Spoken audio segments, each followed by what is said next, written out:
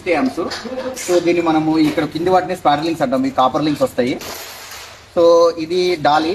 So మనం on చేసుకోవాలంటే ఇలా ఆన్ చేసుకుంటాము, ఆఫ్ అంటే ఇలా ఆఫ్ చేసుకుంటాము. సో ఇన్ కేస్ ఆన్ అయిన తర్వాత ఏదైనా షార్ట్ సర్క్యూట్ కానీ ఏదైనా మనకు లేకుంటే ఓవర్లోడ్ అయింది అనుకోండి, 250 కన్నా ఎక్కువ వెళ్తే ట్రిప్ అవుతుంది. ట్రిప్ అయినప్పుడు ఈ కండిషన్లు ఉంటుంది.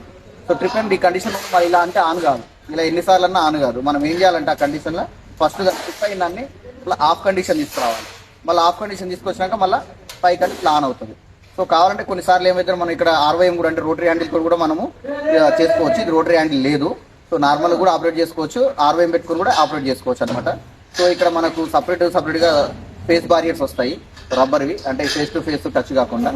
సో ఇది ఫ్రెండ్స్ మనకు MCB తర్వాత మనకు సెకండ్ స్టెప్ ఏంటంటే మనము MCB యూజ్ చేస్తాము. సో MCB అప్ టు మనకు 2000 amps వరకు కూడా ఉంటుంది. సో జనరల్గా అయితే మనము 630 వరకు యూజ్ చేస్తాం అనమాట. సో ఇది 250 amps ది. సో ఇది ఫ్రెండ్స్. సో నెక్స్ట్ నచ్చినట్లయితే నా ఛానల్ ఫాలో కొట్టండి.